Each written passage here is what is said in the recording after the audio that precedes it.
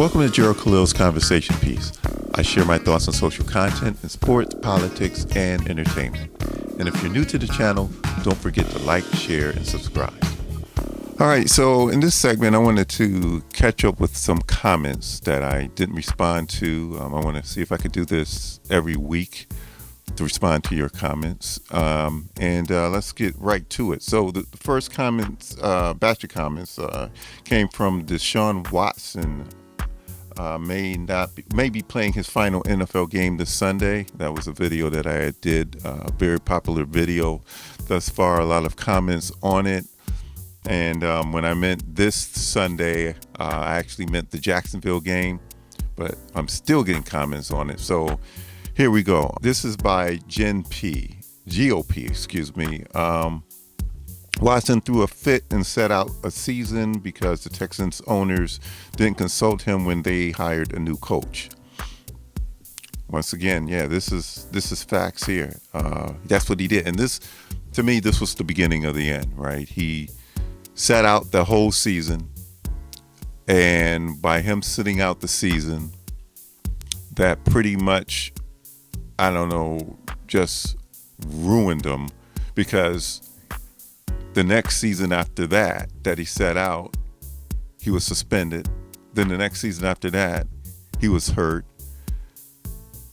We're looking at like 3 seasons of not playing. And now you're in your 4th season since that happened. And, you know, you're not back to your Houston Texans ways as far as playing ball.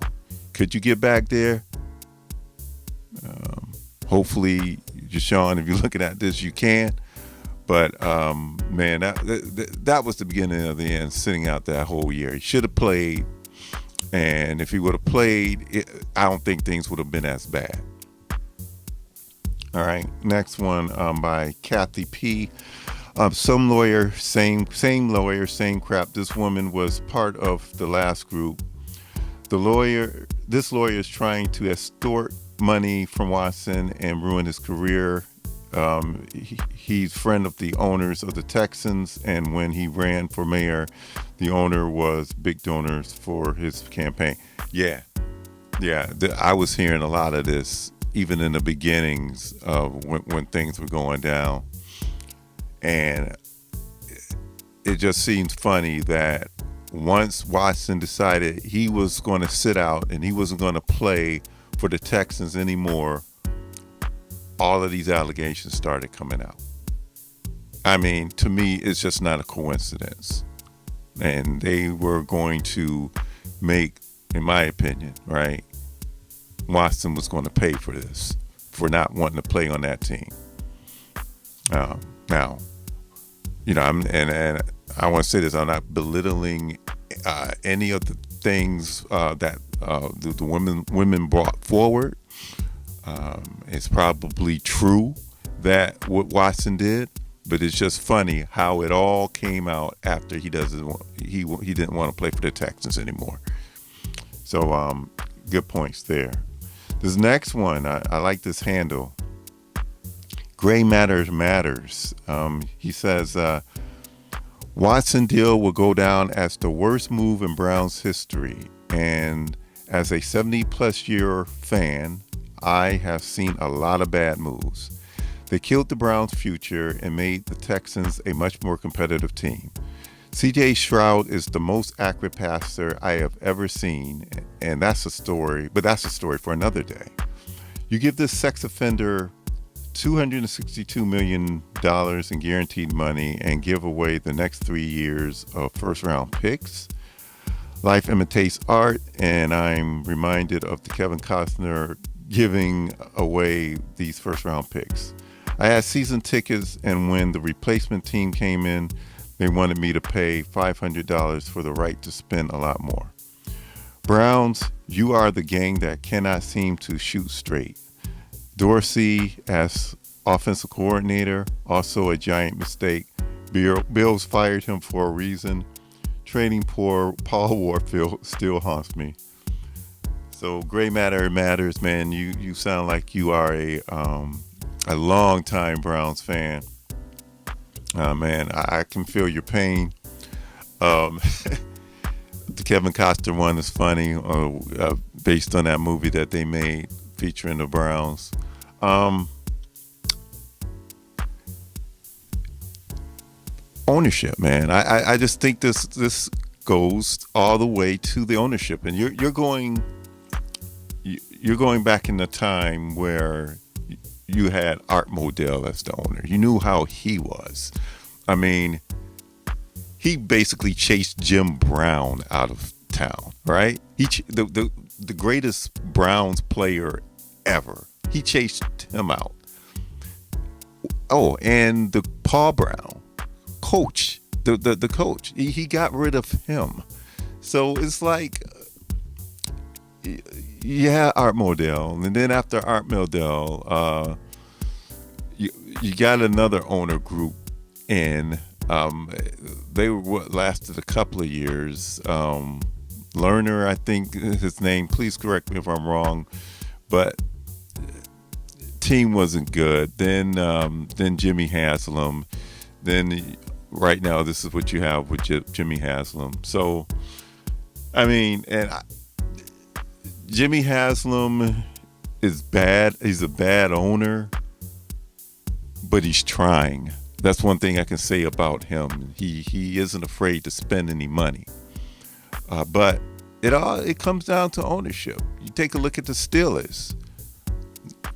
They have that constant ownership. They have the constant management. The coaching stays put. And people have been laughing at them lately because they haven't been, like a powerhouse team. They've been pretty mediocre. But their mediocre is 500 every year, right? That's their mediocre, 500 and getting to the playoffs. That's theirs. Browns, they can't even claim that. They can't even get there. So, but good comment there. Next one. James Moore says, Deshaun Watson was set up by the NFL owners, Texans, and the Cleveland Browns organization. That sorry lawyer representing Deshaun should have closed all the cases, but he did not. Now this, beating good old boys Alabama in the national championship game was taboo. He should have won the Heisman Trophy that year, but the good old boys made sure he would not. Now this, I'll just comment on that first part. The lawyer, to me, he's trying to say, okay, even though this isn't true, right? In their minds, right? They're saying, let's just pay these women off, get it done with, and move on with your lives, right? Let's move on with our lives, pay them off. But see, the problem with that is that people keep coming out, right? Deshaun could have had a relationship that was consensual with numerous women, just consensual, totally consensual relations with them, and all of a sudden they get into a money bind, and they're saying, I need some money. How can I get some of that money? I can get $1 million from somebody. I could get, if I just say Deshaun did this, I could get $1 million for that.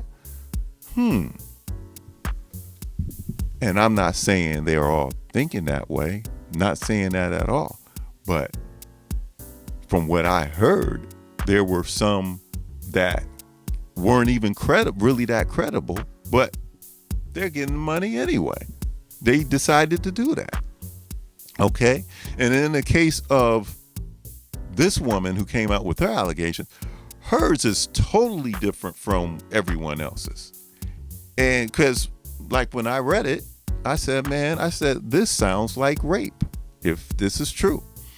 And with that, why didn't you go to the police? All right? You rather go to civil court for those dollars as opposed to, hey, I'm going to bring this man to justice. So people, yes, are going to question the motive behind this.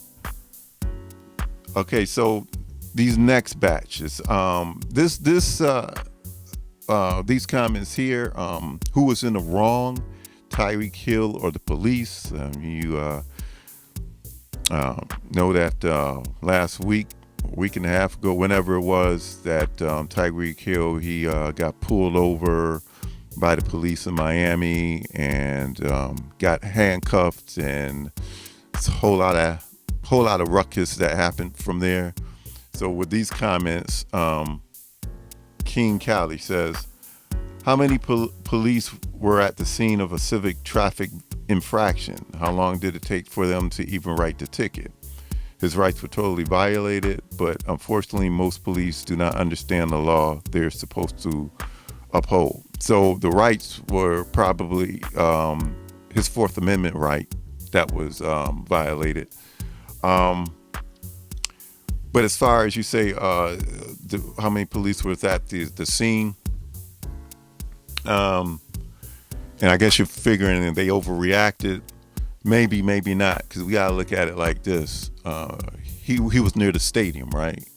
So there's going to be a lot of police at the stadium down in Miami because there's a game, there's high traffic, and when he's speeding, man, that's just a bad look. So you say, unfortunately, most police do not understand the law they're supposed to uphold. A lot of that's true. But in this case, again, Tyreek, man, just if you comply, we're not even talking about this. Next one here. This is KNJ. The standard for how a cop should act is so low. For a position of power, they sure get held to a lower bar than most jobs with no power. Really makes me wonder why so many people are okay with blatant disrespect to our Fourth Amendment rights. Guess most people aren't true patriots. God have mercy on this country. Yeah, a lot of these policemen, they're on the job. They get so triggered, and I understand they get triggered by a lot of things they're going through with a lot of people who they run into that don't comply to simple things. They get talked down to, a lot of rude behavior. There are things like, if you go on the internet, a lot of the stuff that you see is a lot of the cops doing bad things. I believe that that's in the minority. But when you get situations like this that happen, cops have to learn how to have cooler heads. And there are a lot of individuals who are policemen. They don't have cool heads, period. And this is known from the beginning. And I believe that the police force hiring these folks, they need to vet them out in the interview process. They need to do a better job. That's why people are asking for police reform. And the reform should be more like, hey, let's get the bad apples out, because the bad apples is giving all of the policemen a bad name. So that's just my opinion on that. Thanks for the comment there.